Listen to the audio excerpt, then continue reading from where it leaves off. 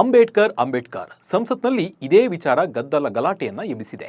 ಕೇವಲ ಸಂಸತ್ನಲ್ಲಿ ಮಾತ್ರವಲ್ಲ, ಇಡೀ ದೇಶದಲ್ಲಿ ದಗದಗಿಸೋಕೆ ಕಾರಣವಾಗಿದೆ. ಕರ್ನಾಟಕದ ವಿಧಾನಸಭೆಯಲ್ಲಿ ಈ ವಿಚಾರ ಸಖತ್ ಸದ್ದು ಮಾಡ್ತಾ ಇದ್ದು ಗಲಾಟೆ ಜೋರಾಗಿ ನಡೀತಾ ಇದೆ. ಇಷ್ಟೆಲ್ಲ ಗದ್ದಲ ಗಲಾಟೆಗೆ ಕಾರಣ ಅಮಿತ್ ಶಾ ಅವರ ಹೇಳಿಕೆ. ಹಾಗಿದ್ರೆ ಮೊದಲಿಗೆ ಅಮಿತ್ ಶಾ ಸಂಸತ್ನಲ್ಲಿ ಹೇಳಿದ್ದೇನು ಬನ್ನಿ ನೋಡೋಣ. खैर मैं इस पर टिप्पणी करना नहीं चाहता, परंतु नजरिए का सवाल है. अगर इंडिया के चश्मे से भारत को देखोगे तो भारत समझ में नहीं आएगा, पूरा जीवन चला जाएगा. और इसलिए इन्होंने अपने गठबंधन का नाम भी इंडिया ही रखा है. इसीलिए रखा है, वही सोच से चलना है. और मान्यवर हमारे प्रधानमंत्री जी ने विकास तो करना है, दुनिया में सबसे आगे बढ़ना ही है. विकास के साथ साथ विरासत को भी अपना कर आगे बढ़े. गुलामी की हर परंपरा को हम समाप्त करना चाहते हैं. ಸಂವಿಧಾನಕ್ಕೆ 75 ವರ್ಷ ತುಂಬಿದ ಹಿನ್ನೆಲೆಯಲ್ಲಿ ಸಂಸತ್ನಲ್ಲಿ ನಡೆದ ಚರ್ಚೆಯ ವೇಳೆ ರಾಜ್ಯಸಭೆಯನ್ನ ಉದ್ದೇಶಿಸಿ ಅಮಿತ್ ಶಾ ಮಾತನಾಡಿ ಕಾಂಗ್ರೆಸ್ಗೆ ಟಾಂಗ್ ನೀಡಲು ಮುಂದಾದ್ರು. ಅಂಬೇಡ್ಕರ್ ಎನ್ನುವುದು ಈಗ ಫ್ಯಾಷನ್ ಆಗಿದೆ. ಇಷ್ಟು ಬಾರಿ ದೇವರ ಹೆಸರನ್ನ ಜಪ ಮಾಡಿದ್ರೆ 7 ಜನ್ಮದಲ್ಲಿ ನಿಮಗೆ ಸ್ವರ್ಗ ಪ್ರಾಪ್ತಿಯಾಗ್ತಿತ್ತು. ಅವರ ಹೆಸರನ್ನ 100 ಸಲ ಬೇಕಿದ್ರು ಹೇಳಿ, ಆದರೆ ಅವರ ಬಗ್ಗೆ ನಿಮ್ಮ ಭಾವನೆ ಏನೆಂದು ನಾನು ಹೇಳಲು ಬಯಸುತ್ತೇನೆ ಎಂದು ತಮ್ಮ ಮಾತನ್ನ ಮುಂದುವರಿಸಿದ್ರು. ಆದರೆ ಇದನ್ನೇ ಅಸ್ತ್ರವಾಗಿ ಉರುಳಿಸಿದ ಕಾಂಗ್ರೆಸ್ ಆಡಳಿತ ಪಕ್ಷದ ಮೇಲೆ ಮುಗಿಬಿದ್ದು ಪ್ರತಿಭಟನೆ, ಕೂಗಾಟ, ತಳ್ಳಾಟ ಜೋರಾಯಿತು. ಅಮಿತ್ ಶಾ ಹೇಳಿಕೆಗೆ ದೇಶವ್ಯಾಪಿ ಆಕ್ರೋಶ ಹೆಚ್ಚಾಯಿತು.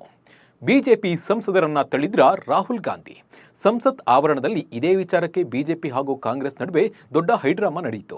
ಪ್ರತಿಭಟನೆ ವೇಳೆ ಬಿಜೆಪಿ ಸಂಸದ ಪ್ರತಾಪ್ ಚಂದ್ರ ಸಾರಂಗಿ ಅವರು ಗಾಯಗೊಂಡಿದ್ದಾರೆ. ಇವರನ್ನ ಸದ್ಯ ಆಸ್ಪತ್ರೆಗೆ ದಾಖಲಿಸಲಾಗಿದ್ದು, ಲೋಕಸಭೆ ವಿರೋಧ ಪಕ್ಷದ ನಾಯಕ ರಾಹುಲ್ ಗಾಂಧಿ ವಿರುದ್ಧ ಎಫ್ಐಆರ್ ದಾಖಲಿಸಲಾಗಿದೆ ಎನ್ನಲಾಗ್ತಾ ಇದೆ. ಪ್ರತಿಭಟನೆ ವೇಳೆ ಬಿಜೆಪಿ ಸಂಸದರೊಬ್ಬರು ರಾಹುಲ್ ಗಾಂಧಿ ಅವರನ್ನ ತಡೆದಿದ್ದಾರೆ. ಇದರಿಂದ ಕೋಪಗೊಂಡ ರಾಹುಲ್ ಗಾಂಧಿ ಸಂಸದ ಚಂದ್ರು ಸಾರಂಗಿ ಅವರನ್ನ ತಳ್ಳಿದ್ದಾರೆ. ಅವರು ಬಿದ್ದು ಗಾಯಗೊಂಡಿದ್ದಾರೆ ಎಂದು ಬಿಜೆಪಿ ಆರೋಪ ಮಾಡಿದೆ. ಇದೇ ವೇಳೆ ಬಿಜೆಪಿಯಿಂದ ವಿಡಿಯೋ ಕೂಡ ಬಿಡುಗಡೆಯಾಗಿದೆ. ನಾನು ಮೆಟ್ಟಿಲುಗಳ ಬಳಿ ನಿಂತಿದ್ದಾಗ ರಾಹುಲ್ ಗಾಂಧಿ ಬಂದು ನನ್ನನ್ನು ತಳ್ಳಿದ್ದಾರೆ ಎಂದು ಸಾರಂಗಿ ಆರೋಪ ಮಾಡಿದ್ದಾರೆ. ಪ್ರತಿಭಟನೆ ವೇಳೆ ಇಬ್ಬರು ಬಿಜೆಪಿ ಸಂಸದರ ಮೇಲೆ ರಾಹುಲ್ ಗಾಂಧಿ ಹಲ್ಲೆ ನಡೆಸಿದ್ದಾರೆ ಎಂದು ಕಿರಣ್ ರಿಜಿಜು ಆರೋಪಿಸಿದ್ದಾರೆ. ಆದರೆ ಇದನ್ನ ಕಾಂಗ್ರೆಸ್ ನಿರಾಕರಿಸಿದೆ. ಕಾಂಗ್ರೆಸ್ಗೆ ಟಾಂಗ್ ಕೊಟ್ಟ ಅಮಿತ್ ಶಾ. ತನ್ನ ಮೇಲೆ ಆರೋಪ ಬರ್ತಾ ಇದ್ದಂತೆ ಅಮಿತ್ ಶಾ ಕಾಂಗ್ರೆಸ್ ಮೇಲೆ ಮತ್ತೆ ವಾಗ್ದಾಳಿ ನಡೆಸಿ ನನ್ನ ವಿಡಿಯೋ ತಿರುಚಿದ್ದಾರೆ ಎಂದು ಆರೋಪಿಸಿದ್ದಾರೆ. ಕಾಂಗ್ರೆಸ್ ಪಕ್ಷವು ಡಾಕ್ಟರ್ ಬಾಬಾ ಸಾಹೇಬ್ ಅಂಬೇಡ್ಕರ್ ಅವರಿಗೆ ಭಾರತ ರತ್ನ ಸಿಗದಂತೆ ನೋಡಿಕೊಂಡ್ರು, ಅವರ ಜಯಂತಿಯನ್ನ ಆಚರಿಸದಂತೆ ಮಾಡಿದ್ರು, ಅಂಬೇಡ್ಕರ್ ಅವರ ಜನ್ಮಸ್ಥಳದಲ್ಲಿ ಸ್ಮಾರಕ ಸ್ಥಾಪನೆಗೂ ನೆಹರು ತಳುಕು ಹಾಕಿದ್ರು ಎಂದು ಟೀಕಿಸಿದರು. ಕಾಂಗ್ರೆಸ್ ಪಕ್ಷವು ಪ್ರಧಾನಿ ಮೋದಿ ಅವರು ಹಾಗೂ ತನ್ನ ವಿಡಿಯೋಗಳನ್ನು ಎಡಿಟ್ ಮಾಡಿ ಭಾಷಣವನ್ನ ಎಐ ಬಳಸಿ ಬದಲಾಯಿಸಿ ಹಂಚುತ್ತಿದ್ದಾರೆ. ಆ ಮೂಲಕ ಸಾರ್ವಜನಿಕರಲ್ಲಿ ಕಾಂಗ್ರೆಸ್ ಗೊಂದಲ ಸೃಷ್ಟಿಸುತ್ತಿದೆ.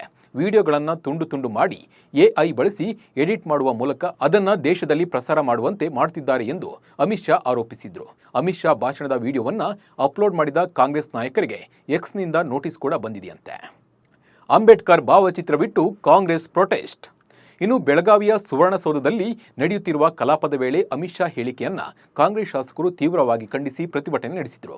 ಈ ವೇಳೆ ಬಿಜೆಪಿ ಮತ್ತು ಜೆಡಿಎಸ್ ಸದಸ್ಯರು ಅಮಿತ್ ಶಾ ಅವರನ್ನ ಸಮರ್ಥಿಸಿ ಸದನದಿಂದ ಹೊರ ನಡೆದರು. ಬಳಿಕ ಆಡಳಿತ ಪಕ್ಷದ ಸದಸ್ಯರು ತಮ್ಮ ಆಸನಗಳ ಎದುರು ಅಂಬೇಡ್ಕರ್ ಅವರ ಭಾವಚಿತ್ರವನ್ನ ಜೋಡಿಸಿಟ್ಟರು.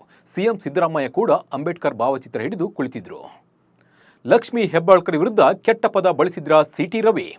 ಅಂಬೇಡ್ಕರ್ ವಿರುದ್ಧ ಪ್ರತಿಭಟನೆ ವೇಳೆ ಪರಿಷತ್ನಲ್ಲಿ ಬಿಜೆಪಿ ಸದಸ್ಯ ಸಿಟಿ ರವಿ ಅವರು ಮಹಿಳಾ ಮತ್ತು ಮಕ್ಕಳ ಕಲ್ಯಾಣ ಸಚಿವೆ ಲಕ್ಷ್ಮೀ ಹೆಬ್ಬಾಳ್ಕರ್ ಅವರಿಗೆ ಅಶ್ಲೀಲ ಪದ ಬಳಕೆ ಮಾಡಿದ್ದಾರೆಂಬ ಆರೋಪ ಕೇಳಿಬಂದಿದೆ.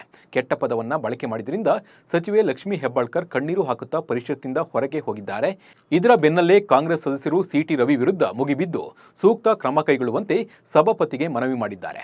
ಇನ್ನು ಇದೇ ವೇಳೆ ಸಿಟಿ ರವಿ ಕೂಡ ಪ್ರತಿಭಟನೆ ನಡೆಸಿದ್ರು. ನನ್ನ ಮೇಲೆ ಹಲ್ಲೆಗೆ ಯತ್ನಿಸಲಾಗಿದೆ ಅಂತ ಹೇಳಿ ಆರೋಪ ಮಾಡಿ ಅವರು ಪ್ರತಿಭಟನೆಯನ್ನು ಕೂಡ ನಡೆಸಿದ್ರು.